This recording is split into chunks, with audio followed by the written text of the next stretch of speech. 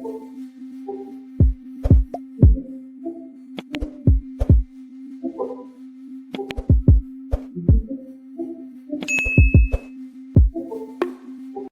Hello everyone. और काफ़ी दिनों के बाद मैं ये वीडियो बना रहा हूँ। एक्चुअली अभी मैं कॉलेज के कुछ काम में बिज़ी था, तो इसके चलते एक महीने तक तो लगभग वीडियो नहीं आया कुछ भी। लेकिन एक चीज़ मैं कमेंट से बहुत नोटिस कर रहा था बहुत दिनों से, कि आपका अनयूजुअल बाइक का जो रिम का कलर है वो अनयूजुअल कैसे है। एक का आगे का गोल्डन है, पीछे ब्लैक है। तो वो मैंने उसमें उसको एज ए मॉड बताया था। एक मॉड ही है, लेकिन मॉड है वो नेसेसिटी के अनुसार था, क्योंकि उस वक्त जो मेरा रिम था वो बेंड हो चुका था। उसके बारे में बात करेंगे इसमें कि क्या हुआ था मेरे साथ। और सिर्फ मेरे साथ नहीं, ये आप यामाहा और केटीएम के बाइक अगर आप लेते हो तो इसके लिए हमेशा प्रिपेयर रहना। और ये जो मैं व्हील का स्टोरी बताने जा रहा हूँ वो बहुत इंपॉर्टेंट है। और यदि आप एक यामाहा का मोटरसाइकिल या फिर केटीएम का मोटरसाइकिल ओन करते हो तो ये आपके लिए बहुत ज़रूरी है। और ये जो बात है ये बहुत लोगों ने नोटिस किया था और मुझसे पूछा भी था कमेंट्स में। एक, मैं इसकी बात कर रहा हूँ। आप ये देख लो, इधर से जो आप बाइक को देखोगे ये ब्लैक कलर का रिम है जो स्टॉक आता है। उस वक्त जब मैंने एवरेज लिया था तो उस वक्त यामा में रिम के कलर सिर्फ R15 में ब्लू आते थे और एक MT में आते थे, बाकी FZ में नहीं आते थे। हालांकि सेम व्हील शेयर करता है सारा बाइक जो भी यामा का है, सारा सेम व्हील साइज और सेम रिम शेयर करते हैं, वो इंटरचेंजेबल पार्ट्स हैं। सो द रियल रीज़न जो है इसका इसका जो ब्लैक व्हील था ये आगे भी था और पीछे भी था। बट जब वो बेंड हो गया तो बेंड होने के बाद होता क्या है कि जो इसके साइड्स हैं यहाँ, मैं दिखा रहा हूँ आपको वो व्हील ला के। जब ये बेंड हो जाता है तो ये जो साइड्स में जो बेंड होता है तो जो टायर है यहाँ एक गैप बन जाता है, इससे हवा हमेशा लीक होते रहता है।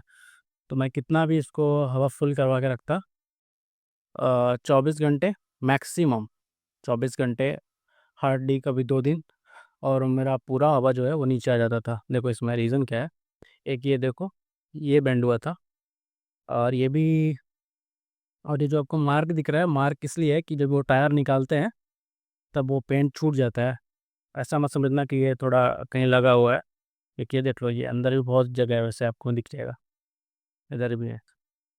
तो एक तो ये था, ये शुरू में हुआ था और मैंने ध्यान दिया नहीं। और ये मैंने नोटिस कब किया, क्वेश्चन आता है कि मतलब मैंने नोटिस कैसे किया। तो जब मैं कॉलेज आता था तो मेरा हवा हमेशा निकल जाता, तो मैं सोचता शायद टायर मेरा ख़राब है। तो मैंने बहुत बार पंचर चेक करवाया लेकिन पंचर तो था नहीं।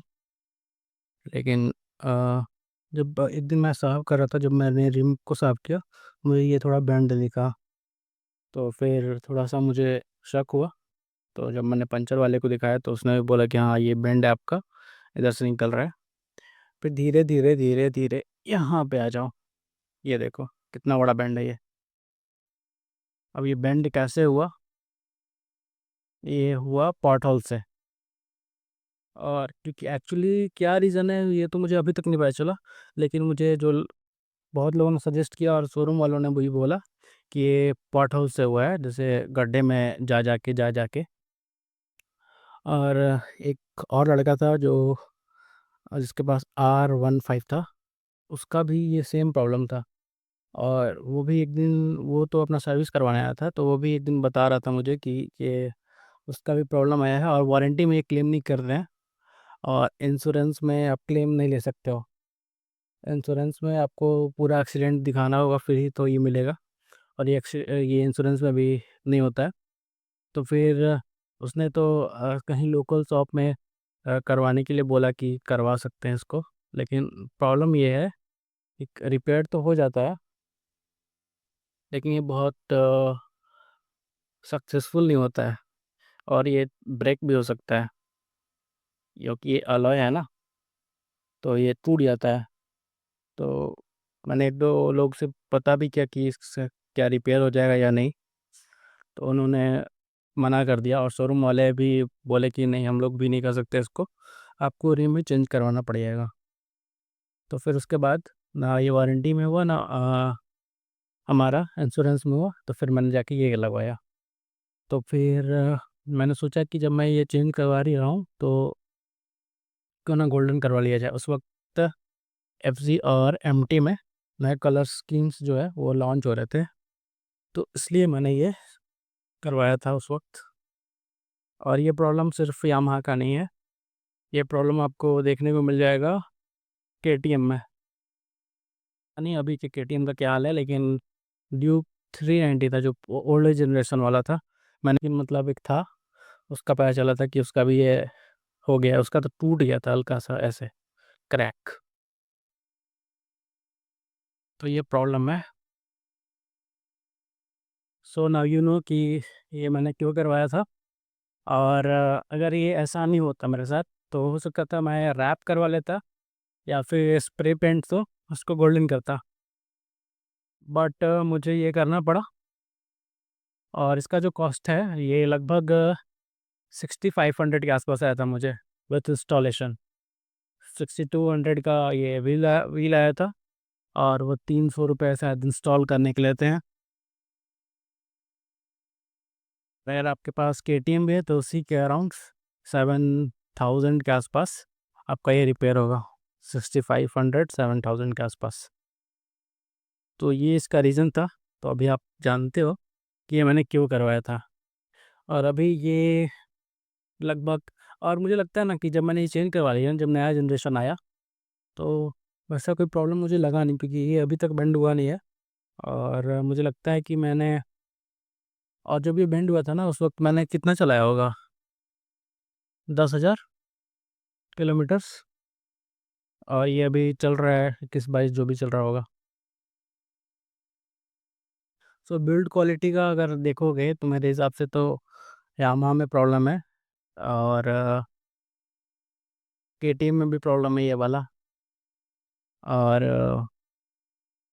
जो मैंने देखा है, और बाकी जो मैंने नहीं देखा वो तो मैं नहीं बता सकता हूँ, कि थोड़ा जो है रफ अगर आप चलते हो गंदे रास्तों पे, या फिर बड़े बड़े पॉटहोल्स, और वो आपको हर जगह ही मिलेंगे, चाहे आप कितना भी डेवलप्ड एरिया में हो, तो वो है। और बहुत ध्यान से चलाना पड़ता है, अगर आपको बेंड नहीं चाहिए तो आप आराम से चला रहे हो। और मैं बहुत लोगों को बोलूँगा कि अभी अगर आपने नहीं देखा है तो आप अभी साफ़ करते वक्त नोटिस करना कि आपका व्हील बेंड हुआ है कि नहीं, क्योंकि बहुत लोगों को पता नहीं होता है, मुझे भी पता नहीं था। और मैंने अचानक से ऐसे, जब मैं ऐसे से साफ़ कर रहा था कपड़े में, कुछ देखा कि अरे ये सब बेंड कैसे है भाई, इस तरह से मुझे नोटिस हुआ था। और वो कब से था पता नहीं। तो ये एक चीज़ है, वो देखना आप लोग। और बाकी मेरा पीछे वाला व्हील में तो कोई प्रॉब्लम नहीं आया है वैसे, और ये बेंड भी नहीं हुआ है। और ट्यूबलेस टायर में प्रॉब्लम ये है कि आपका जो, अगर रिम हल्का सा भी बेंड होता है तो आपका जो हवा है वो लीक होगा, उसका कोई कोई भी उसका उपाय नहीं।